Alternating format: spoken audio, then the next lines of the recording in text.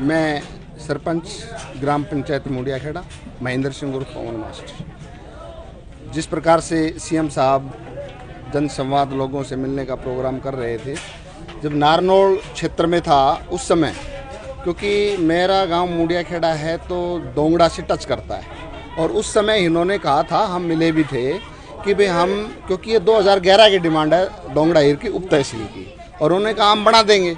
अगला जनसंवाद जब अटेली में शुरू होगा तो हम दोंगड़ा को उप तहसील बना देंगे।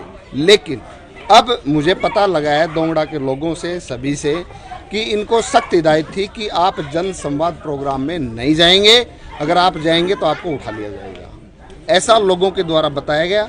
और सरपंच महोदय और सरपंच पति ने भी मुझे बताया, भाई हमारे ऊपर बंदिश लगा रखी है। और वो आज अटेली में आए, उन्होंने बताया, क्योंकि मैं अटेली से बोल रहा हूँ, अभी मैं भी आया जब उन्होंने फ़ोन किया तो, कि भाई हम, हमारे जो मेरी मिसेज ने मांग उठाई की, तो सीएम साहब ने उस मांग को जैसे ही इन्होंने पढ़ा, बोला आप कहाँ से, दोंगड़ा से, बोले आप बैठ जाओ, अगले सरपंच को दो। यानी उनकी बिल्कुल अनदेखी की गई।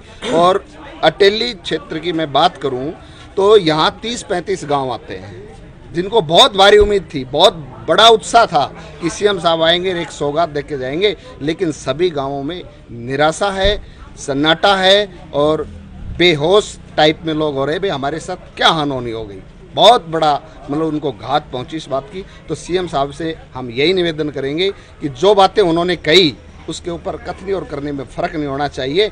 जिस प्रकार से उप तहसील की बात कही तो दोंगड़ा में बढ़नी चाहिए, ये मेरा संदेश है। दोंगड़ा हिर बीजेपी को वोट देता है ज़्यादातर, तो क्या आने वाले चुनाव में इसका प्रभाव देखने को मिलेगा? जो आपकी मांग, देखो ऐसा है, मैंने लोगों से बात करी है, बिल्कुल बीजेपी का गांव रहा है, लेकिन अब उन्होंने कहा कि हम बीजेपी को वोट नहीं देंगे।